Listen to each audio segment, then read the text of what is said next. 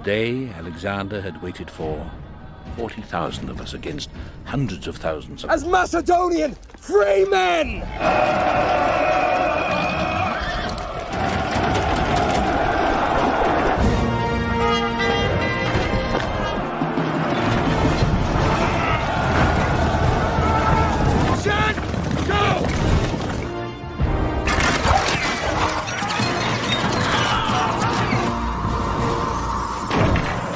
For the freedom.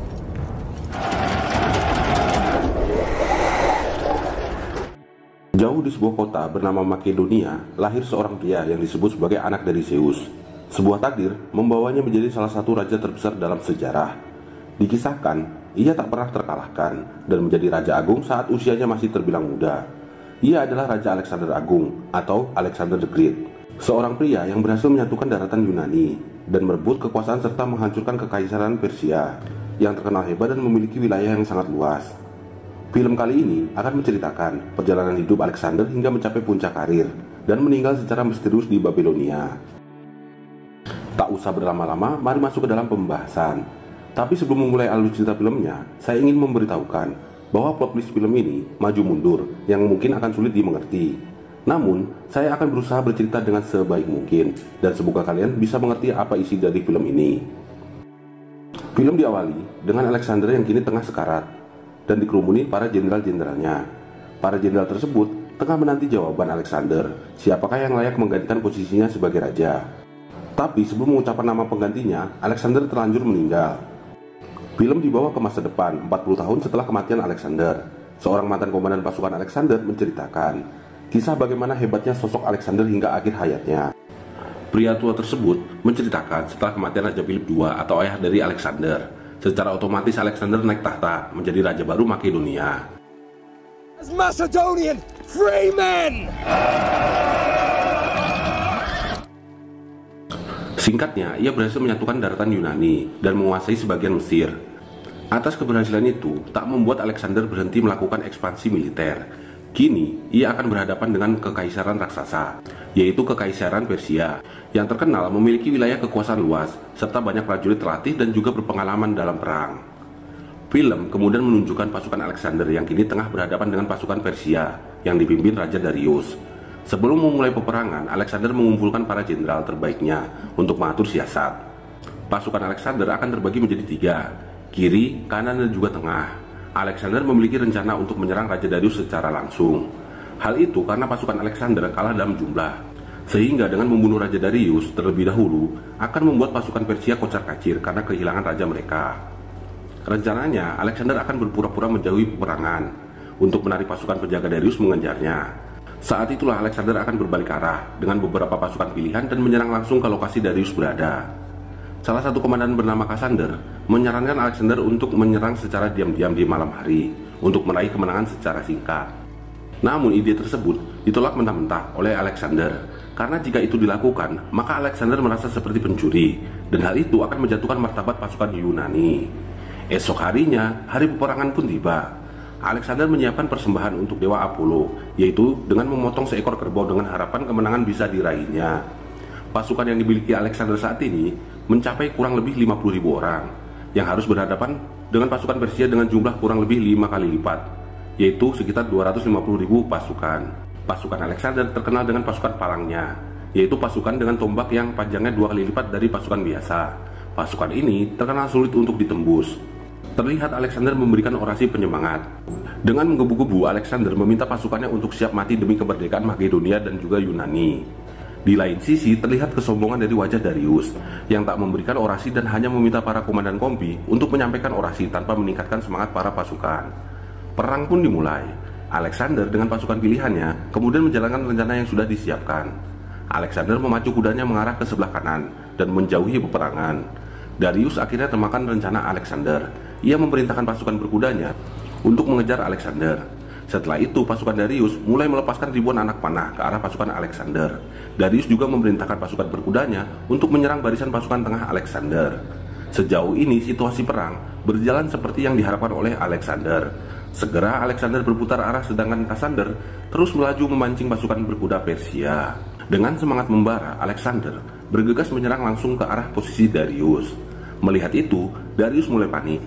Apalagi Alexander sempat melempar tombak ke arah Darius, walaupun itu belum berhasil mengenai Darius. Di tempat lain, di sayap bagian kiri, pasukan Alexander merasa kewalahan menghadapi pasukan Persia. Prepare to repel chariots!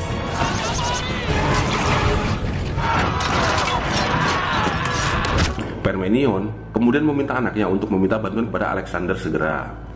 Kembali ke Alexander, ia melihat Darius kabur dengan beberapa komandan perangnya. Hal itu membuat murka Alexander, sehingga membuatnya ingin mengejar Darius. Namun rencana pengejaran harus dihentikan, karena pesan dari anak Parmenion yang mengabarkan situasi sayap kiri hampir kalah. Mau tak mau, Alexander bergegas menolong pasukan sebelah kiri yang dipimpin oleh Parmenion. Hasil peperangan mutlak dimenangkan oleh Alexander. Hal itu membuatnya kini menjadi raja penguasa Asia Minor dan bergelar agung. Setelah itu, film flashback ke Alexander kecil, yang kini tengah berada bersama ibunya. Obsesi ibu Alexander untuk menjadikan anaknya itu penerus tahta Raja Philip membuat ibu Alexander selalu mengatakan hal-hal keburukan Raja Philip atau ayah dari Alexander itu sendiri. Tak hanya itu, ibunya juga mendoktrin Alexander bahwa ia anak dari Zeus, bukan dari Philip. Perlakuan ayahnya yang kasar dan suka mabuk-mabukan membuat kebencian Alexander sedikit demi sedikit tumbuh. Masa kecil Alexander diisi dengan kehidupan yang keras. Ia berlatih strategi perang dan juga seni bertempur dari guru-guru terkenal di masanya. Disinilah ia bertemu dengan Hephaestion dan juga anak-anak yang kelak menjadi sahabatnya dan juga para jenderalnya. Untuk ilmu pengetahuan dan juga filosofi, Alexander dididik langsung oleh filsuf terkenal yaitu Aristoteles. Di sini Alexander terbentuk menjadi laki-laki yang mementingkan ego dan juga kebebasan dalam bercinta. Inilah awal di mana Alexander menjalin hubungan dengan Hephaestion, seorang laki-laki yang kelak menjadi sahabat kekasih dan juga orang paling dipercaya oleh Alexander. Lanjut lagi, saat di sebuah pasar, Raja Philip ditawari kuda oleh seorang penjual. Kuda tersebut berwarna hitam gelap dan memiliki tubuh proporsional sebagai kuda tempur. Namun saat itu Raja Philip gagal menjinakkan kuda tersebut sehingga enggan membelinya. Dari kejauhan, Alexander dengan kepercayaan tinggi mengajukan diri untuk menjinakkannya. Philip yang selalu meremehkan putranya itu memberikan pertaruhan. Jika Alexander berhasil menjinakkan kuda tersebut, Philip akan membelikan kuda tersebut untuk Alexander. Alexander mencoba mengajak bicara kuda tersebut. Ternyata kuda tersebut takut akan bayangannya sendiri. Dengan hati-hati Alexander mencoba menenangkan kuda tersebut. Dan akhirnya Alexander bisa menunggangi kuda tersebut, seraya memberikan nama kepada kudanya dengan nama Bucephalus. Dan kelak kuda tersebut akan menemani ekspansi Alexander hingga ke India. Dan untuk pertama kalinya Raja Philip bangga kepada Alexander putranya. Atlas! Clytus! For Zeus' sake! Lanjut ke masa setelah perang usai. Kini Alexander dan pasukannya memasuki benteng Babilonia. Seluruh warga masyarakat menyambut Alexander dengan riang gembira. Karena sebelumnya mereka mungkin terkekang dengan kekaisaran Persia. Di sini Alexander mendapat harta rampasan perang yang begitu banyak. Namun ia tetap pada pendiriannya untuk kembali mengejar Raja Darius. Ia tak mau dianggap sebagai raja yang tidak sah atau raja bayang-bayang. Walaupun telah memenangkan perang, Alexander tetap menghormati para keluarga Raja Darius. Ia juga mempersilahkan anak Darius untuk bisa hidup damai di Babilonia ataupun ingin pergi dan mencari tempat lain. Ia akan memperlakukan anak Darius layaknya seorang putri raja. Di tempat ini juga Alexander bertemu dengan seorang pelayan ganteng namun cantik bernama Bagoas. Ia langsung jatuh cinta pada pandangan pertama. Lanjut lagi, Alexander terus mengejar Raja Darius. Namun siapa sangka, Raja Darius ditemukan telah tewas, dibunuh oleh para jenderalnya sendiri. Bukannya menghentikan pengejaran, Alexander malah berambisi membalaskan kematian Raja Darius. Ia juga memakamkan Raja Darius secara layak di Babilonia. Pengejaran Alexander ini bertujuan sekaligus memperluas kekuasaannya dan mengekspansi suku-suku di daratan Asia. Untuk memuluskan rencana menguasai Asia sampai ke India, Alexander juga menikahi seorang wanita bernama Roxanne. Hal itu dilakukan untuk bisa menyatukan kerajaan Alexander dengan kerajaan atau suku-suku kecil di daratan Asia tersebut. Keputusan ini sebenarnya sangat ditentang oleh banyak jenderalnya, dikarenakan seharusnya Alexander menikah dengan wanita asli keturunan Makedonia untuk bisa mendapatkan keturunan murni orang Yunani. Namun Alexander tetap pada keputusannya. Kini ia dinilai egois dan penuh ambisi. Saat rapat para jenderal, Alexander meluapkan emosinya kepada para jenderal tersebut yang menolak pernikahan dan juga menolak rencana untuk melanjutkan invasi ke arah timur. Mereka meminta Alexander kembali ke Babilonia. Namun Alexander tetap pada keputusannya dan meneruskan perjalanan. Masalah tak hanya di para jenderal saja. Roxanne yang mengetahui bahwa Alexander memiliki hubungan dengan Hephaestion dan juga Bagoas membuatnya marah besar. Ia sempat melawan saat Alexander mengajaknya untuk bermantap-mantap. Roxanne juga berhasil memojokkan Alexander dan juga berniat membunuhnya. Namun karena kata-kata manis dan juga karisma yang dimiliki oleh Alexander, membuat Roxanne mengurungkan niatnya dan malah bergulat dengan Alexander.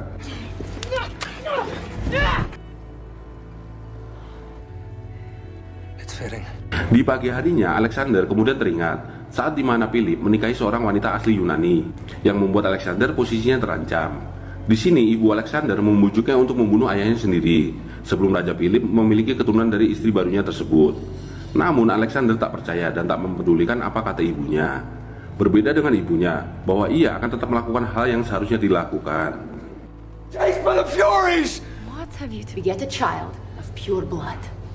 Kembali ke masa kini, karena ambisi yang terlalu jauh membuat orang-orang membenci kepemimpinan Alexander sehingga ada skandal. Seorang pelayan mencoba meracuni Alexander, namun hal itu gagal lantaran pelayan tersebut tak mempunyai keberanian untuk melakukan hal tersebut. Berujung terbongkarnya persekongkolan percobaan pembunuhan Alexander yang ternyata dipimpin oleh Philotas, sahabat kecil Alexander. Demi menjaga kepercayaan para jenderalnya, Alexander tetap menghukum Philotas. Selain itu, Alexander sangat membenci pengkhianatan.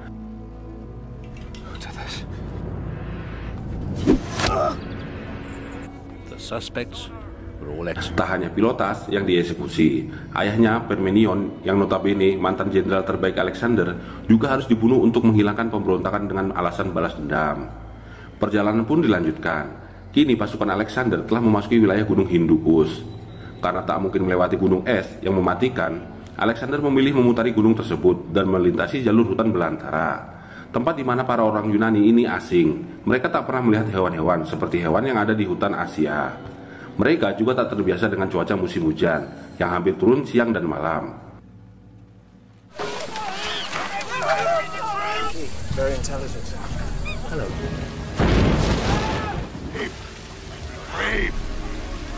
Banyak prajurit yang meninggal akibat kedinginan dan juga gigitan hewan-hewan beracun. Setelah melewati medan yang berat, pasukan Alexander melakukan pesta dan mabuk bersama. Namun di sini terjadi perselisihan antara Alexander dan juga Cleotus, seorang jenderal dari zaman Raja Philip. Cleotus mengungkapkan kekecewaannya atas kepemimpinan Alexander yang dinilai arogan dan juga kejam. Alexander dianggap lebih buruk dari Raja Philip. Hal itu membuat Alexander murka dan menusuk Cleotus hingga tewas. Psikologi Alexander langsung terganggu karena ia sebenarnya sangat menghormati Cleotus. Apalagi ia pernah menyelamatkan Alexander saat perang melawan Darius. Alexander merasa sangat bersalah. Hephaestion dan juga Bagoas setia menyemangati Alexander agar tak larut dalam kesedihan. Kembali Alexander mengingat kematian ayahnya. Saat itu Raja Philip berhasil menyatukan Yunani dan menjadi Raja Agung dari Makedonia. Disitulah Alexander bertemu dengan Cleotus, orang kepercayaan Philip. Saat penganugerahan, Raja Philip dibunuh oleh salah satu pengawalnya yang muak dengan paksaan sebagai pemuas nafsu Philip.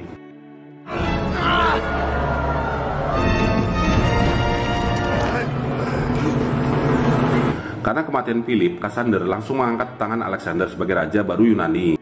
Ibu Alexander merasa puas dan senang melihat penobatan Alexander seperti apa yang direncanakannya. Di sisi lain, Alexander sedih melihat ayahnya tewas.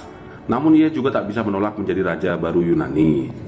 Kembali ke India, Alexander kini dihadapkan pada pemberontakan pasukannya sendiri. Sebagian mereka memilih untuk pulang ke Babilonia atau ke Makedonia dan menyudahi ekspansi ke timur, mengikuti kehendak ambisi Alexander. Di sini Alexander kembali murka dan memerintahkan kepada para jenderal setianya untuk mengeksekusi orang-orang yang mencoba untuk mengkhianatinya.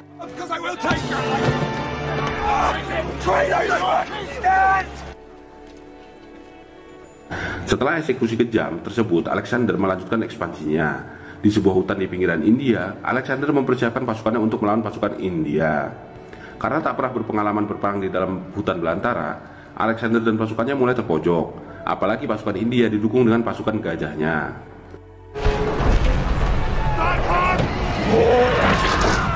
Di pihak Alexander sama sekali tak diuntungkan. Banyak pasukannya tewas karena berhadapan dengan suku asli India dan menguasai medan tersebut. Di luar itu, Alexander masih terus menyemangati pasukannya untuk berjuang sampai titik darah penghabisan. Saat pasukannya mulai kewalahan dan mundur, Alexander terus maju mengincar Raja India. Melihat tekad Alexander yang begitu kuat dan berani, membuat para jenderal Alexander kembali mendapat kepercayaan diri dan mulai merangsek maju mendukung Alexander. Saat itu Alexander dengan kuda kesayangannya berhadapan dengan Raja India dengan gajahnya. Sayang sekali lemparan pedang Alexander meleset dikarenakan Alexander terkena anak panah tepat di perutnya. Untuk pertama kalinya Alexander terjatuh dan mengalami luka parah.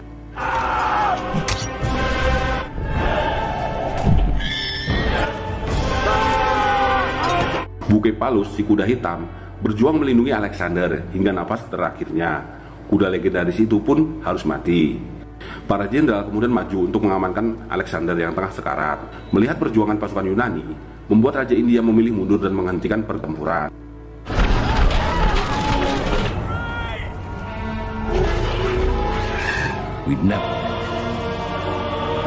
Setelah beberapa hari, Alexander akhirnya kembali siuman dan langsung memerintahkan pasukannya untuk pulang. Keputusan Alexander itu sangat membahagiakan untuk para pasukan karena sudah bertahun-tahun mereka melakukan peperangan tanpa bisa bertemu dengan anak dan juga istrinya.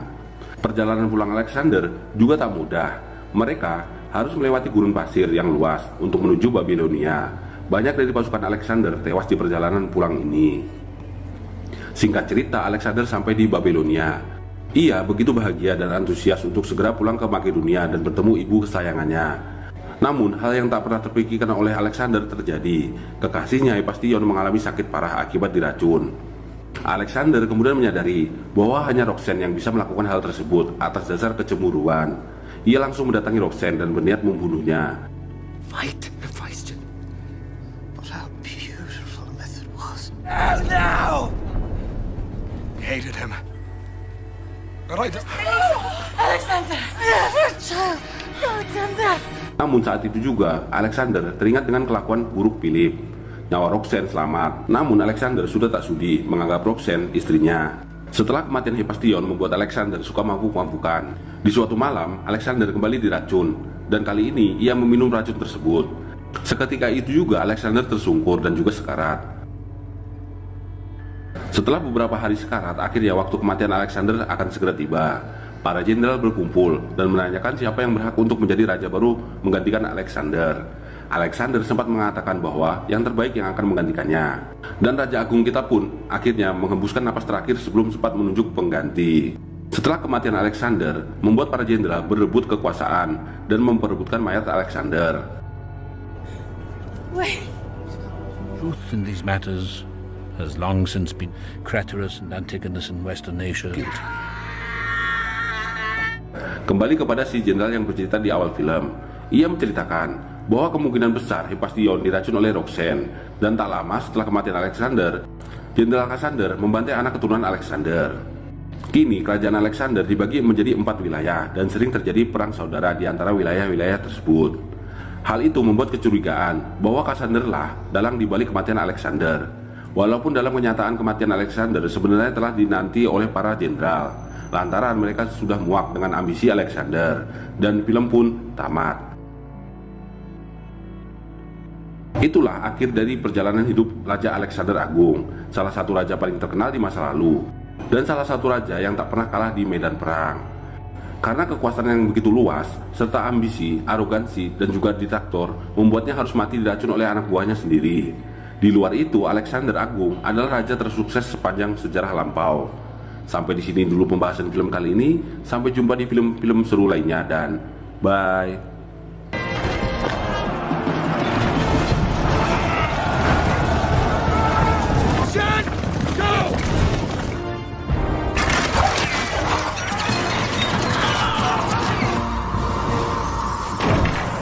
For the freedom.